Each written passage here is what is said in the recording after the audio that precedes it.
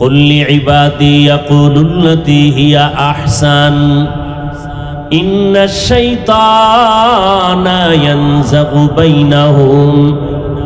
হে পয়গম্বর, মুমিনদের জানায় দেন কাফেরের সাথে যেন তারা খারাপ আচরণ না করে, কারণ শয়তান চাইবে সব সময় দুই দলের মাঝে ঝগড়া লাগাইয়া মুমিনের ক্ষতি করবে।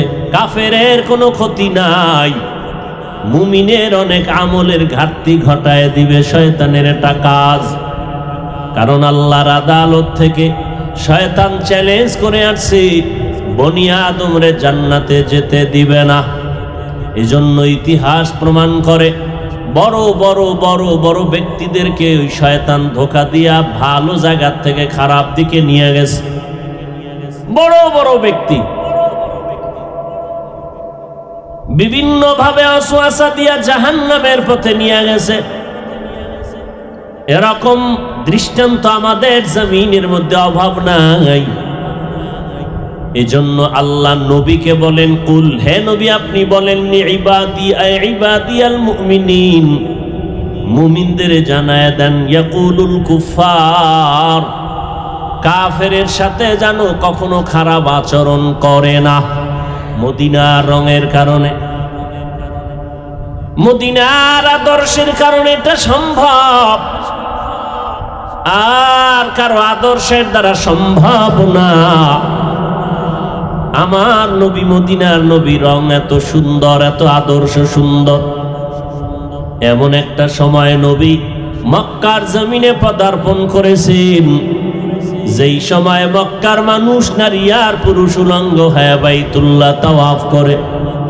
বড় বড় তার যুগ, জাহিলিয়াতের যুগ। এত পরিমাণ খারাপ চরিত্রহীন মানুষ রহমতের নবী দুনিয়াতে আগমন করেছেন। এক পর্যায়ে সেই নবীর আদর্শ যখন মানুষ গ্রহণ করতে শুরু করলো, মক্কার খারাপ মানুষ এত ভালো মানুষে পরিণত হয়েছেন। রব্বুল আলামিন জান্নাতের অগ্রিম টিকিট দিয়েছেন 10 জন সাহাবাকে জিন্দা অবস্থায়। কয়জন? 10 জন সাহাবা জান্নাতের টিকিট পেয়েছেন। এরা সব আমার মদিনার নবীর রঙে রঙিন হওয়ার পর। তুকু যাও সুন্নতে আহমদ কুজা বা মুহাম্মদ कैबुअत निस्बत रामन अहब्बा सुन्नती कौले रसूल मजदाए काना माई हम कुन कबूल। 1500 বছর হয়ে গেল নবী নাই। মদিনাতুল মুনাওয়ারায় জিন্দা নবী নামাজরত অবস্থায় রওজা মুবারকের ভেতরে আছেন। আল্লাহ কোরআনে বলেন, আমি তাদের রিজিক দেই। নবী বলেন, সব নবীরা কবরের মধ্যে জিন্দা। আল্লাহর নবী 1500 বছর হয়ে গেল জমিন থেকে বিদায় নিলেন। আল্লাহর হাজার শুকর, আল্লাহর নবীর শুধু আদর্শ দেখছে, নবীরে দেখে নাই। শুধু নবীর রংটা দেখিয়া কত বিধর্মী পর্যন্ত মুসলমান হয়ে গেল। হিন্দু থেকে কত মুসলমান, খ্রিস্টান ধর্ম ত্যাগ করে কত মানুষ মুসলমান হয়ে গেল। কিন্তু কলিজা ভরা দুঃখ হলো, মুসলমানের ঘরে জন্ম নেওয়ার পর মুসলমানের যুবকের চেহারা দিয়ে তাকাইলে মদিনার ঘেরান পাওয়া যায় না। ওগো নবীর উম্মতেরা,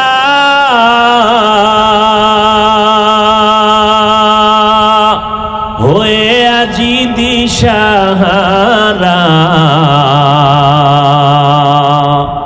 কোরআন হাদিসের চলো যখন যাহা চায় মনে, নবী বিনে কে তরবে পুসিরাত মিজানে, নবী বিনে কে তরবে পুসিরাত মিজানে। নবী আমার জীবন ভরে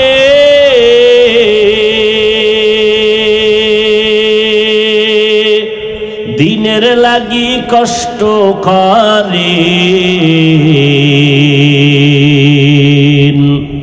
দান দান শহীদ করিলেন উহুদেরই ময়দানে নবী বিনে কে তারাবে পুলসিরাত মিজানে নবী বিনে কে তারাবে পুলসিরাত মিজানে এরে নবীর উম্মতের দাল রাহমাতুল লিল আলামিনের আদর্শ দেখিয়া বিধর্মীরা ঝাঁকে ঝাঁকে মুসলমান হয়ে গেল নবীরে দেখতে পারে নাই ১৫০০ বছর পর ওই নবীর আদর্শের বয়ান শুনিয়া বিভিন্ন ধর্মের মানুষেরা কালেমার পতাকা তলে আসতেছে ও মুসলমান কলিজার যুবক তুমি একজন মুসলমান আমিও মুসলমান এরে আল্লাহর গোলাম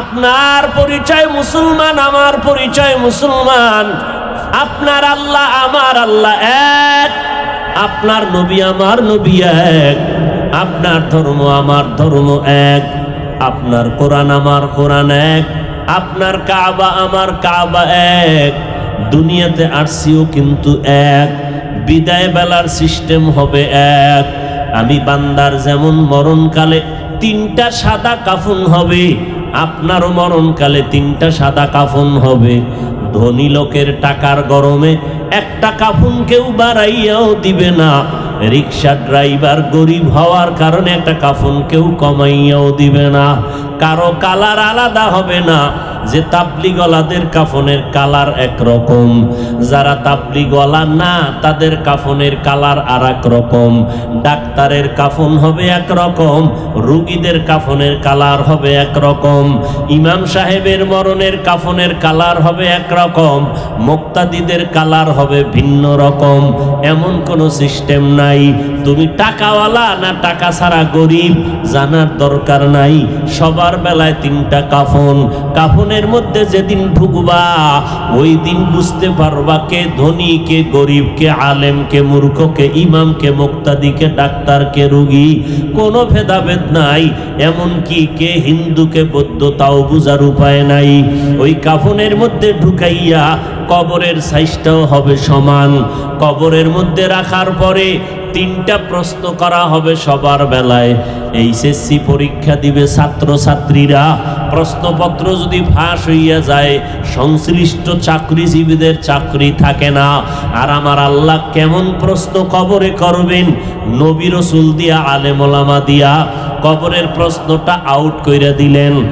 দুনিয়ার মানুষ তুমি যেই দলের মানুষ হও না কেন যেই পীরের মুরিদ হও না কেন তুমি যত টাকার মালিক হও না কেন তোমার কবরে প্রশ্ন হবে 3টা আমি হাফিজুর রহমানকে যেই 3টা প্রশ্ন করবে আপনারা শ্রোতা তাকে আপনাদেরও 3টাই প্রশ্ন করা হবে শিক্ষকের যেই 3টা প্রশ্ন করা হবে ওই একই প্রশ্ন ছাত্রকেও করা হবে এই প্রশ্নটা ফ্ল্যাশ করে দেওয়ার পরেও যদি পরীক্ষার হল কবরে গিয়া জবাব দিতে না পারো তোমার আকল দিয়া চিন্তা করো বিচারটা কেমন কঠিন হবে 3টা প্রশ্ন সবার বেলায় সমান রবের পরিচয় দাও ধর্মের পরিচয় দাও রাহমাতুল লিল আলামিনের পরিচয় দাও আলাদা আর প্রশ্ন নাই 3টা প্রশ্ন আগের থেকেই ফাঁস করে দিলেন এরপরে যদি জবাব দিতে না পারে তার বিচারটা কত কঠিন হবে দুনিয়ার পরীক্ষার্থীরা প্রশ্নপত্র যদি আগে পায় লেখার আগেই সে 100% পাস করে ফেলে নকল লাগে না কিন্তু কবরের প্রশ্ন আল্লাহ আগের থেকে জানায় দিলেন প্রতিদিন আলেম ওলামারা বয়ান করে শুনাইতেছেন কোরআন দিলেন প্রশ্নপত্রের গাইড এই গাইডের থেকে তুমি জবাবগুলো ঠিক করে নাও এরপরও কবরে গিয়া যদি বান্দা জবাব দিতে না পারে তার অবস্থা কেমন হবে মদিনার নবী বলেন এই মানুষ কবরে যাওয়ার পরে 2 ভাগে বিভক্ত হবে মানুষগুলো কারো জন্য কবর হবে জান্নাতের বাগান কারো জন্য হবে জাহান্নামের টুকরা হুজুরের কবর জান্নাতের বাগান হবে গ্যারান্টি নাই বেনামাজির কবর জাহান্নামের টুকরা হবে তারও কোনো গ্যারান্টি নাই আল্লাহর কুদরত। হতে পারে হুজুর মরণের আগে ঈমানের কালেমা নিয়ে যেতে পারে নাই, কবরে গিয়া একটা প্রশ্নের জবাব দিতেও পারবে না। আর একটা বেনামাজি ইন্তেকালের আগে তওবা করে কবরে গেছে, কালেমা পড়তে পড়তে জান চলে গেছে। ওই বেনামাজিটা এখন আমরা জানি বেনামাজি, আল্লাহর আদালতে সে গুনাহমুক্ত হইয়া কবরে গেছে।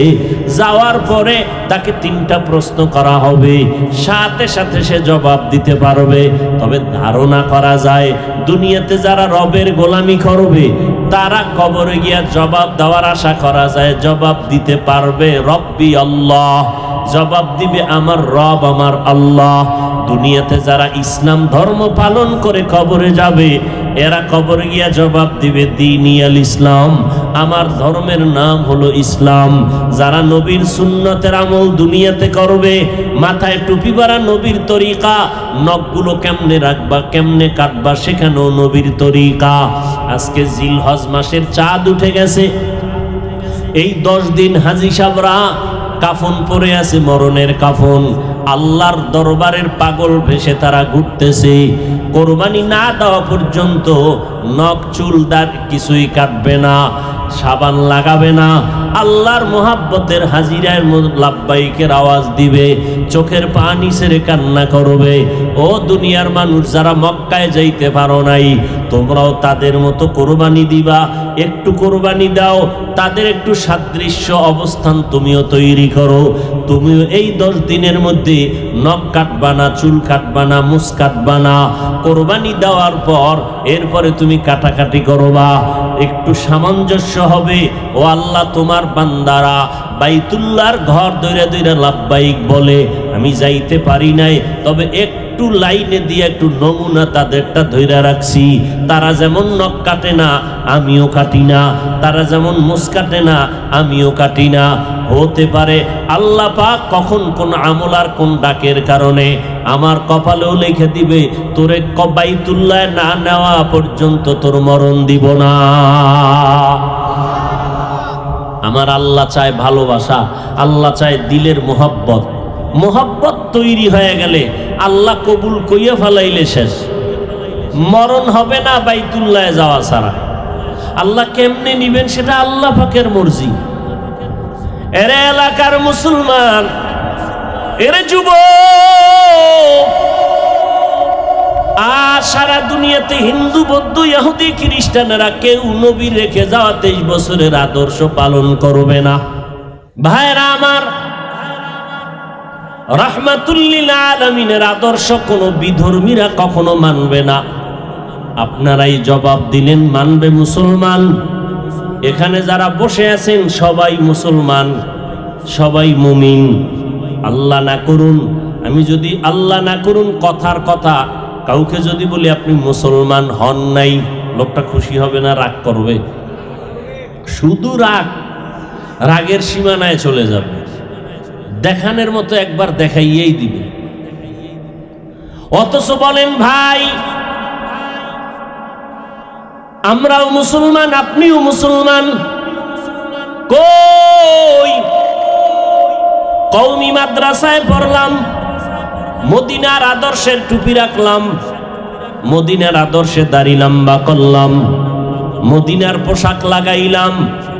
অনেকে মনে মনে ভাবতেছেন হাফিজ ভাই কথা তো সুন্দর, টুপি মাথায় দেওয়া দরকার, কিন্তু স্বাধীনতা থাকবে না যদি নবীর তরিকায় চলি। এবার আকল দিছে, শুরুতেই বলছি আল্লাহ পাক পশুরে ভালো মন্দ যাচাইয়ের আকল দেয় নাই, আল্লাহ মানুষকে দিয়েছেন। একটু আকল দিয়ে চিন্তা করেন ও আল্লাহর বান্দারা, ভালো করে বুঝেন। এরে নবীর উম্মতেরা, আপনারা যারা স্বাধীনতা রক্ষা করার নিয়তে স্বাধীনতা হারাইয়া যাবে এই ভয়ে টুপি পরেন না, স্বাধীনভাবে চলতে পারবেন না এই ভয়ে যারা দাড়ি রাখেন না, এবার আমাকে একটু হিসাবটা মিলাইয়া দেন। আপনারা যারা নবীর তরিকা বাদ দিয়া চলতেছেন, আমরা যারা নবীর তরিকা মানিয়া চলতেছি, আপনি টুপি মাথায় দিতে লজ্জা পাইতেছেন, আমি টুপি মাথায় না দিলে লজ্জা পাই। আপনি দাড়ি রাখতে লজ্জা পাইতেছেন, আমি দাড়ি কাটতে লজ্জা পাইতেছি। আপনি লম্বা পোশাকটা পরতে লজ্জা পাইতেছেন, আমি লম্বা পোশাক না পরলে লজ্জা পাইতেছি। এবার আসেন, আপনিও 3 বেলা খান, আমরা নবীর তরিকা যারা মানি আমরা 1 বেলা খাই। বলেন, আমরাও 3 বেলা খাই। আপনারা যারা নবীর তরিকা বাদ দিয়া চলেন, আপনারাও ঘুমান রাতের বেলা, আমরাও ঘুমাই। আপনারাও ব্যবসা করেন, আমরা নবীর তরিকা ঠিক রেখাও ব্যবসা করি। নাই আমাদের মধ্যে নাই? আছে। আপনারা নবীর তরিকা বাদ দিয়া চাকরি করেন, আমরা নবীর তরিকা মানিয়া চাকরিজীবী আমাদের মধ্যে আছে না নাই? আপনি নবীর তরিকা বাদ দিয়া দেশ বিদেশ সফর করেন, আমরাও নবীর তরিকা ঠিক রাইখা দেশ বিদেশ সফর করি। একজনে পারলে সাহস নিয়ে দাঁড়াইয়া বলেন, হাফিজ ভাই, নবীর তরিকা ছাড়া আমরা আপনাদের থেকে অনেক সম্মানে আছি, শান্তিতে আছি, সাহস থাকলে দেখান। কিন্তু আমি চ্যালেঞ্জ দিয়া বলবো, এই নবীর তরিকার মাধ্যমে আমাদের মতো সম্মানে আর শান্তিতে এই জমিনে দ্বিতীয় কেউ নাই। দেখছেন নি ঠিকের আওয়াজ যেই পরিমাণ দিলেন, আমি কিন্তু ঠিক কই নাই, ঠিক আপনারাই কইলেন যে নবীর তরিকা মানিয়া আমগো মতো শান্তিতেও কেউ নাই, সম্মানেও কেউ নেই। অথচ দুশ্মন কিন্তু পায়ে পায়ে লাগানো। ইহুদিরাও দুশ্মনী করে, হুজুরদের থামাইয়া দাও, মাদ্রাসা বন্ধ করো, ওয়াজের মাইকের আওয়াজ কমায় দাও। সমস্ত বিধর্মীরাও এই ষড়যন্ত্র করে। আবার ওই বিধর্মীদের সাথে আমগো বিতর্গত কিছু নামদারি মুনাফেকেরাও তাল মিলায়। আছে না নাই? এত দুশ্মনের মাঝেও কি সম্মান আছে আমাদের? শান্তি আছে আমাদের? আপনারা 3 বেলা খান, আমরাও কয় বেলা খাই? এটা তো কইছি, যদি একটু ভিতরে হাত দিয়া কই তাহলে আমি বলবো আপনারা খান 3 বেলা, আমরা খাই 5 বেলা। আমরা খাই 5 বেলা। আপনারা যা খান 6 মাসে, আমরা তা খাই 1 মাসে। কে খাওয়ায়? রিজিকের মালিক কে? আর আপনার খাওন তো নাই, চোখ দিয়ে দেখবেন লাল বাতি জ্বালানো আছে চান্দির গোড়ায়। ডাক্তার কইছে, এই খবরদার, এই এই এই এই জিনিস খাবা না, এই গোশত বাদ, এই মাছ বাদ। সকালবেলা একটু রং চা খাইবা, টোস্ট, বেতালে জনমের মতো খাবি, বিসমিল্লাহ ছাড়া আজরাইল হাজির হয়ে যাবে। আর হুজুর রমাজানে ডায়েরি লেখে, ডায়েরি কত করে দাওয়াত, সাহারি 1 ঘরে, ইফতারি আর 1 ঘরে, এশার পর আর 1 ঘরে, খাওন আর খাওন। এক হুজুরে খাইতে যাইতে পারে নাই, ওই মুসল্লি রাগ কইরা মসজিদে আয় নাই। হুজুর খাইল না কেন? কি এরপরে হুজুরদের জন্য সব পিওর, গাছের ভালো ফল, প্রত্যেকটা খানা পিওর। জানে হুজুরের উল্টা পাল্টা দিলে খাইবে না, ভালো জিনিসটাই খাওয়ায়। এই সম্মান আল্লাহ দিয়েছেন, কারো বাহাদুরি নাই। ও যুবক, চোখের সামনে তাকাইয়া দেখলা নবীর আদর্শের মধ্যেই শান্তি আর সম্মান। এত দুশ্মনের মাঝেও আমরা সম্মান নিয়ে চলি, স্বাধীনভাবে চলতেছি। চেয়ারম্যান সাহেব দেখা হইলে কয় সালামু আলাইকুম, হুজুর দোয়া চাই। এমপি সাহেব দেখা হলে কয় হুজুর দোয়া করবেন। মন্ত্রী মহোদয় দেখা হলে কয় হুজুর দোয়া করবেন, কেমন আছেন, দোয়া চাই। আর কি লাগবে কোন তো? আমনেরে কয়নি চেয়ারম্যান? আপনি যদি বারবার জানাই এতবার আসছো কেন আমার কাছে? আর আমি টেলিফোন করছি, চেয়ারম্যান সাহেব মাদ্রাসায় এই জিনিস দরকার, হুজুর টেলিফোন করা লাগবে না, আমি আসতেছি। কি এই ঠিকের দাম কি? হে বিড়ি টানলেনি, গাঞ্জা খাইবেনি, বেপরদায় চলবেন, মদের বোতল নিয়ে দৌড়াবেন, অন্যের জমিন জোর কইরা নিয়ে খাবেন, হারাম খাইয়া রক্ত গোশত হারাম বানাবেন। এই ঠিকের মানেটা কি? অথচ আপনি মুসলমান, আপনি জানেন আজকে রাত্রি ঘুমাবেন, সকালে উঠার কোনো গ্যারান্টি জানেন, এরপরও গানের তার কানে ঢুকাইয়া শুয়ে রয়েছে বিছনা। সারা রাত, রাত্র 3টা বাজে, আম্মাজান তাকায় দেখে লেপের ভিতরে বাতি জ্বলে। মা বলে, এই বাতি জ্বলে কেন? কয় মোরা খাবায় আছি। সারাটা রাত মোবাইল নিয়ে, শুধু সারা রাত 1 সেকেন্ড ঘুমায় না। অথচ সমস্ত স্বাস্থ্যবিজ্ঞানীরা একমত, রাতের ঘুম গোটা জগতের মানুষের শরীরের জন্য মহা একটা ঔষধ। আজকে মোবাইল সে ঘুমকে জবাই করে দিয়েছে, চরিত্র ধ্বংস করে দিয়েছে। বাবাই কি খুশি, গল্প করে অহংকার, হুজুর আমি একটা বলদ, কিছু না বুঝলেও আমার নাতি আছে, মাশাআল্লাহ। কি মাশাআল্লাহ? কয় মোবাইলে চিপা চাপা সব বুঝে। 1 সপ্তাহ পরে কোলের মধ্যে নিয়ে একা, হাফিজ ভাই একটু দম করেন, তাবিজ দেন, তেল ভরা পানি ভরা। কি কয়? কথা কয় না। নাতি কথা কয় না কেন? গজবে ধরছে মোবাইলের। হ্যাঁ, আব্বুও ডাকে না, আম্মুও ডাকে না। ও মোবাইলের মোরাকাবায় শুধু তাকায় থাকে, ওগুলো দেখে। কোনোদিন আব্বু ডাকো শিখে নাই, আম্মু ডাকো শিখে নাই। ওখানে আব্বু আম্মু ডাকের শিক্ষা তো নাই। ওখানে আছে ডেডি শিখায়, ডেডি। তো বাচ্চা মানুষ কি বুঝবে? এখন কানতেছে, হুজুর একটু দোয়া করেন। 7 বছর বাচ্চার বয়স, এখনো আব্বু বলে না, আম্মু বলে না। মোবাইলের গোলাম যারা, গোলাম, যে মোবাইল জাহান্নাম পর্যন্ত তোমাকে নিবে, গোলাম হয়ে গেছো। তোমার মা বাবার থেকেও মোবাইল তোমার কাছে প্রিয়। ও নিমক হারাম মোবাইলের গোলামেরা, বলো। এই রকম সন্তান ঘরে ঘরে বিভিন্ন এলাকায় এরকম বোবার ভূমিকা আছে না নেই? লেখাপড়া শেষ। আগে সারা রাত্র পড়তো, হারিকেন জ্বালায়, বিদ্যুৎ ছিল না। পরীক্ষা কবে? কয় 1 বছর পর। আর এখন একদিন আগে পড়তে বয়, 10 মিনিট পরে কয় পারুম না। কি ব্যাপার? মাথা ব্যথা করে। ওই যে মোবাইল দেখছে।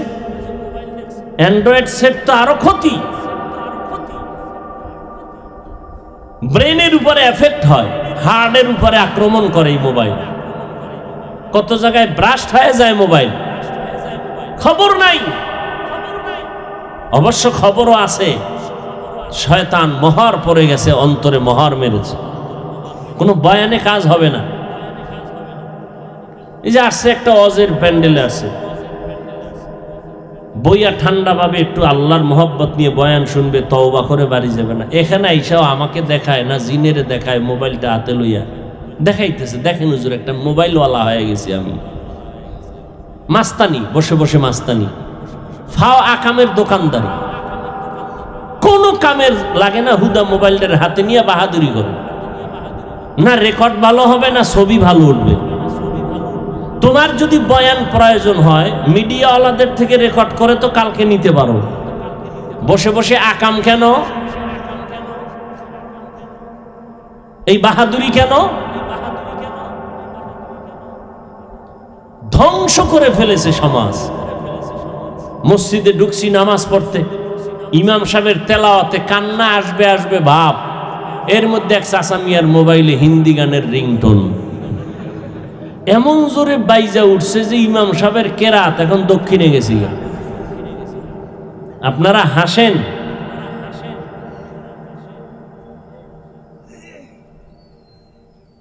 আমরা মুসলমান, আমাদের ঐতিহ্য, মুসলমানের ইতিহাস বললে বেদিনদের ঘুম হারাম হয়ে যায়। মুসলমানের ইতিহাস বিজয়ের ইতিহাস।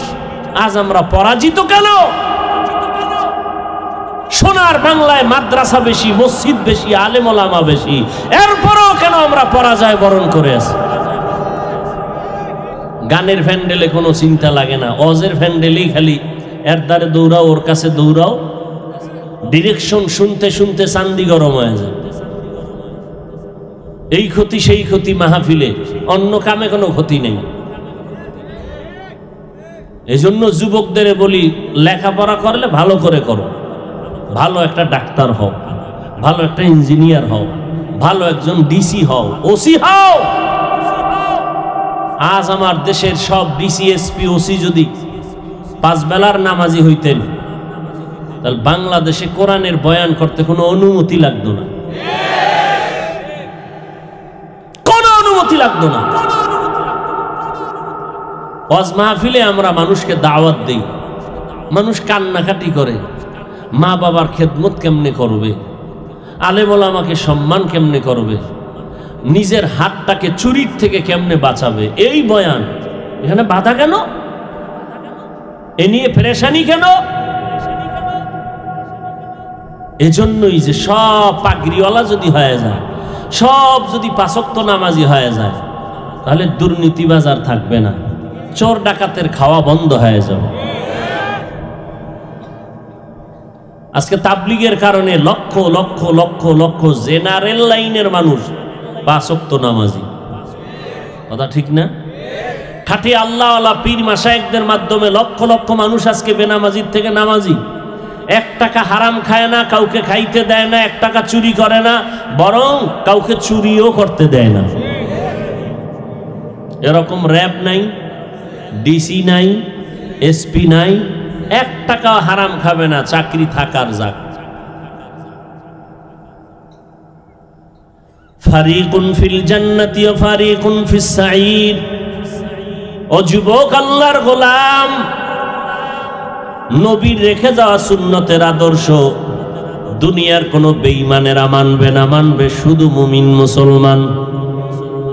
ও আল্লাহর গোলাম, আমি তোমাকে বাধ্য করি না, এটা করতেই হবে। তবে আল্লাহ বিবেক দিছেন, আকল দিছেন, একটু জবাব দেও। তোমার মতো যুবক সন্তান জীবনে মাদ্রাসায় পড়ে নাই, স্কুলে পড়ে, কলেজে পড়ে, 5 বেলার নামাজ পড়নেওয়ালা, তুমি জবাব দাও আছে না নাই? বালিশে মাথা লাগাইয়া নিজেরে প্রশ্ন করিও, আমার মতো যুবক স্কুল কলেজে পড়িয়া যদি নামাজ পড়ে আমি কেন পারি না? তোমার আমার মতো যুবক র্যাব, আর্মি, পুলিশ, বিডিআরের চাকরি করে, ব্যবসা করে, এমপি, মন্ত্রী, ওসি, ডিসিএসপি, 5 ওয়াক্ত নামাজি নাই? তুমি কেন পারবা না রে বাবা? এতক্ষণ বয়ান করিয়া কিন্তু আমি এই কথা কাউকে শিখাইতেছি না যে স্কুল ছাড়ো, মাদ্রাসায় যাও, না, খবরদার, একবারও না। বরং যারা স্কুলে কলেজে পড়ো, ওই লাইনটা শেষ পর্যন্ত না গিয়া শেষ করবা না, ওই লাইনের মাঝখান থেকে ফিরে যাবা না। ডাক্তারি যদি হতে চাও ডাক্তার হও, ইঞ্জিনিয়ার হও। আমার দেশে আলেম ওলামার অভাব নাই, আলেম ওলামা লাগবে না, আলেম ওলামা মাদ্রাসায় তৈরি হইতেছে। আমার দেশে অভাব হলো আদর্শবান ডাক্তার নাই, আদর্শবান ইঞ্জিনিয়ার নাই, আদর্শবান প্রফেসর নাই, আদর্শবান এমপি, মন্ত্রী, ডিসিএসপির বড় অভাব। এই জন্য তুমি স্কুল কলেজে পড়ো, ওখানে পড়ে ডাক্তার হও, ইঞ্জিনিয়ার হও। আর আদর্শওয়ালা যদি হতে চাও, তার মানেটা কি? তোমার ব্যবহারে যেন ওস্তাদরা কষ্ট না পায়, তোমার ব্যবহারে যেন এলাকার মুরব্বীরা কষ্ট না পায়, তোমার ব্যবহারে যেন আলেমরা কষ্ট না পায়, তোমার ব্যবহারে যেন তোমার মা বাবা কষ্ট না পায়, কলিজা ভরে যেন দোয়া করে, তোমার আচরণে যেন এলাকার মানুষ কলিজা ভরে দোয়া করে। ছেলেটা কলেজে পড়লে কি হবে? দেখলে আগে আগে সালাম দেয়, ব্যবহার এত সুন্দর, ওর মা বাবাও ভালো, এই জন্য সন্তানটা ভালো। ও পর্দার আড়ালের আম্মা জানেরা, আজকে এত সম্মান আল্লাহ আপনাদের দান করেছেন। এই দুনিয়াতে সমস্ত নবীদের মায়ের মতো আপনারা মা, সাহাবায়ে কেরামদের মায়ের মতো আপনারা মা, হাফেজে কোরআনদের মায়ের মতো মা। এ দুনিয়ায় বড় বড় বৈজ্ঞানিক, দার্শনিক, সব বড়দের মা আপনারা। জান খাদিজা রাদিয়াল্লাহু আনহার মতো নারী আপনারা, ফাতেমা রাদিয়াল্লাহু আনহার মতো নারী আপনারা, আয়েশা রাদিয়াল্লাহু আনহার মতো নারী। এরে আম্মা জান, সন্তানের হাত ধরিয়া পাও ধরিয়াও যদি লাগে বুঝাইয়া যান, সন্তান যেন আচরণ দিয়া কাউকে কষ্ট না দেয়। ডাক্তার যদি হয় যেন আদর্শ ডাক্তার হয়, নামাজ যেন 5 বেলার পরে ওলামায়ে কেরামের দোয়া নিয়ে যেন আমল করে, নবীর সুন্নাত অনুযায়ী যেন চলে। ও মা, আপনি মরিয়া গেলে এই সন্তান একদিন কবরের কিনারায় কোরআন পড়বে আর দোয়া করবে। মানুষগুলো সন্তানের আদর্শ দেখা দোয়া করবে। শুধু সন্তান দোয়া পাবে না, আপনি মা বাবাও কবরের মধ্যে দোয়া পাবেন। অতএব সময় থাকতে সন্তানটাকে বুঝাইয়া এইভাবে বুঝাবেন, রে বাবা, স্কুল কলেজে পড়ো, ডাক্তারি পড়ো, যাই করো, নামাজটা ছাড়বা না। মা, আপনি যদি হাত ধরিয়া বলেন, 1 দিন 2 দিন 3 দিন, একটা দিন সন্তান সব সময় চিন্তা করবে, আমার মা যে বলছে, আমার মায়ের কথাটা আমি কখনো বৃদ্ধা যেতে দেব না। আমি মায়ের কথা অনুযায়ী চলবো। আমার মা বলেছে মিথ্যা বলবো না, ঠিক আছে আমি আজকে থেকে মিথ্যা বলবো না। আমার মা আমার হাত ধরিয়া বলছে কারো জিনিস না বলিয়া ধরবো না, আজকে থেকে আমি আর এই অন্যায়ের কাছে যাব না। এরে আম্মা জান, আপনাদেরকে আল্লাহ এত মর্যাদা দান করেছেন, যুবকদেরও বলবো ওই মা বাবার দোয়া নিয়ে সামনে আগাও। ওই মা বাবার চোখের পানি আর দোয়ার কারণে আজকে চেয়ারে বসতে পেরেছি। ওই মা বাবার চোখের পানি আর দোয়ার কারণে আপনারা টাকার মালিক, সম্মানের মালিক, বাড়ি গাড়ির মালিক। অতএব আমি অনুরোধ করে বলবো, এরে পর্দার আড়ালের আম্মা জানেরা, ও বৃদ্ধ বাবাজিরা, যুবকেরা, আজকে থেকে তওবা করো রে বাবা। কত বিধর্মীরা যদি নবীর আদর্শ দেখা কালেমা পড়তে পারে, হিন্দু ধর্ম ছাড়িয়ে যদি ইসলাম ধর্ম গ্রহণ করতে পারে, ও মুসলমান, আপনি মুসলমানের ঘরে জন্ম নিয়া 5 বেলার নামাজ কেন পড়তে পারবেন না? আল্লাহ তো আপনাকে এই কথা বলে নাই যে তুমি 24টা ঘন্টা আমার জিকির করো, নামাজ পড়ো। আল্লাহ তো এত দয়া করেছেন যে বান্দা তোমার ব্যবসা বন্ধ করা লাগবে না, তোমার চাকরি করো বন্ধ করা লাগবে না, তোমার চাকরি বন্ধ করিয়া তুমি ইবাদত করবে, এটা আল্লাহ বলেন নাই। তোমার চাকরি, তোমার ব্যবসা বন্ধ করিয়া তুমি সারা দিন রাত্র রোজা রাখবা, নামাজ পড়বা, আল্লাহ বলেন নাই। বরং আল্লাহ বলেন আমি ব্যবসা হালাল করেছি, হারাম করেছি সুদ। তুমি সুদমুক্তভাবে ব্যবসা করো, নবীর তরিকা মতো চলো, তোমার ব্যবসা চাকরি ঠিক রাখিয়া, লেখাপড়া ঠিক রাখিয়া, ফাঁকে ফাঁকে তুমি নামাজ 5 বেলার পড়িয়া নাও। ফজরের 4 রাকাত নামাজ পড়বা 20 মিনিট সর্বোচ্চ সময়। এরপরে তুমি দোকানে যাও, ব্যবসায় যাও। আবার জোহরের সময় তুমি একটু রেস্ট নাও, গোসল করো, 10 রাকাত নামাজ পড়ো, এরপরে রেস্ট নিয়ে দোকানে যাও। এমন সময় সময় নামাজ দিলাম যেই সময় তোমার ব্যবসার কোনো ক্ষতি হবে না, তোমার চাকরির কোনো ক্ষতি হবে না। আবার মাগরিবের সময় 5 রাকাত নামাজ পড়ো, 20 মিনিট টাইম। আবার দোকানে যাও, এশার নামাজের সময় 9 রাকাতে 20 মিনিট দাও। এরপরে তুমি আবার ঘরে যাও, সন্তানের হক, স্ত্রীর হক আদায় করো। রাতের বেলা তুমি ঘুমাও, আবার ঘুম থেকে উঠিয়া ফজরের নামাজ আদায় করো, তোমার ঘুমেরও ক্ষতি হলো না। মদিনার নবী বলেন এশার নামাজ পড়িয়া ঘুমাইলা, ফজরের সময় উঠিয়া আবার নামাজ পড়লা, ঘুমাইয়া যেই সময়টা কাটাইছো ওই সময়টাও নেকের পাল্লায় ওজন দেওয়া হবে। ও আল্লাহর বান্দারা, ও পর্দার আড়ালের মা বোনেরা, ও বৃদ্ধ বাবাজি, যুবকেরা, একটু নিজের মনটাকে ছোট করিয়া বুঝাও। কিসের বাহাদুরি? এই মহামারী করোনায় কত প্রাণ চলে গেল, চোখের সামনে কত যুবকের লাশ দেখলাম, জানাজা পড়াইলাম, কত কোটিপতি চলিয়া গেল, মাস্ক পরিয়াও বাঁচতে পারে নাই। ঢাকা যমুনা গ্রুপের মালিক চলিয়া গেল। ও আল্লাহর বান্দারা, দুনিয়া কিছুই না। যেই বাড়ির জন্য পাগল হয়ে গেলাম, এই বাড়ি নিয়ে কবরে যেতে পারবো না। এই আমি মরিয়া গেলে বাড়ির মালিক আর একজন দাবি করবে, আমার গায়ের জামাটাও নিয়ে যাইতে পারবো না, আমার দামি দামি কোনো জিনিস নিতে পারবো না, সামান্য দামের 3টা সাদা কাফন হবে আমার সাথে, আর কিছুই না। ওই অন্ধকার কবর আমার জন্য একার ঘর হবে, অন্ধকারের ঘর। ও আল্লাহর বান্দারা, এই কথাগুলো তো কোরআন হাদিসের কথা। যদি অবিশ্বাস করতাম তাহলে কোরআন থেকে একটা ভুল বের করে দেখানো দরকার। আল্লাহ কোরআনে জান্নাতের বয়ান করেছেন, জাহান্নামের বয়ান করেছেন। কত অপচেষ্টা করলো বেঈমানেরা কোরআনের একটা ভুল বের করার জন্য, আজও পর্যন্ত একটা ভুল বের করতে পারে নাই। অতএব কিয়ামতের আগে পারবে না। ওই কোরআনে সব বয়ান আল্লাহ করেছেন। জান্নাতটা কেমন হবে, জাহান্নামটা কেমন হবে, তাও আল্লাহ বলেছেন।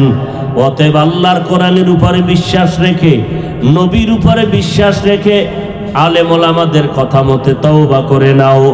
অযুবক, পিছনে যদি কোনো অন্যায় হয়ে থাকে, মা বাবা ভাই বোনেরা কেউ জানে না, আল্লাহ সব জানেন, সব দেখছেন। ওই আল্লাহর কাছে মনটা খুলিয়া তওবা করো। ও দয়ার মালিক, আমি স্কুল কলেজে পড়ি, কত আমার সাথীরা নামাজ পড়ে, আমি কেন পারবো না? আজকে থেকে তওবা করে নিলাম। হায়াতের মালিক আল্লাহ, ইজ্জতের মালিক আল্লাহ, রিজিকের মালিক আল্লাহ। মরিয়া গেলে যাব, আর নামাজ ছাড়বো না, দাড়ি কাটবো না, বেপরদায় চলবো না, মা বাবাকে কষ্ট দিব না, ওলামায়ে কেরামের বিরোধিতা করে গুনাহগার হব না। ও আল্লাহ তুমি আমাকে মাফ করে দাও। এইভাবে মনে মনে মনে মনে দোয়া করেন, তওবা করেন। মা বাবার দোয়া নিয়ে চলবেন, জীবনে মা বাবার সাথে খারাপ আচরণ করবেন না। যারা দুই একটা আচরণ করে মাকে কষ্ট দিয়েছেন, ও যুবক যাও ঘরে গিয়া মায়ের হাতটা ধরিয়া বলবা, মা বহু বেয়াদবি করেছি, মাফ করিয়া দাও। তোমার হাতটা আমার মাথায় দিয়া দোয়া করিয়া দাও, আল্লাহ যেন হেদায়েতের পথে আমাকে কবুল করে নেয়। মায়ের দোয়াটা আরশে আজিমে পৌঁছতে সময় লাগবে না। তওবা করার নিয়ত যাদের আছে, তবে এটাও সত্য সবাই বয়ান শুনবে, তওবা নসিব হবে না। আবু জাহাল 13টা বছর নবীকে দেখলো, এরপরও কালেমা পড়ে নাই। আর ওমরে ফারুক নবীকে না দেখিয়া তরবারি নিয়ে নবীর গর্দান কাটতে এসে নিজে মুসলমান হয়ে গেল। এই জমিনে আবু জাহালওয়ালা কিছু অন্তর থাকবে পাথরের মতো শক্ত, হাজারো বয়ানে তাদের চোখ নরম হবে না, পানি আসবে না, দিল নরম হবে না। তবে ওমরের মতো যাদের দিলটা নরম আছে, মনে মনে তওবার নিয়ত করো, মরিয়া গেল নামাজ ছাড়বো না, বেপরদায় চলবো না, নবীর তরিকা মেনে চলবো, আল্লাহর হুকুম মেনে চলবো, মা বাবার দোয়া নিয়ে চলবো, উলামায়ে কেরামের পরামর্শ নিয়ে চলবো। তওবা করার মতো যদি মুনাফিকি না থাকে, খাঁটি নিয়ত থাকে, যাদের অন্তরে খাঁটি নিয়ত আছে, দুটো হাত আমার আল্লাহকে দেখাইয়া দাও। আয় আল্লাহ আমাদের তওবা কবুল করে নেন, তওবার উপরে মজবুত হইয়া চলার তৌফিক দান করেন, আমিন।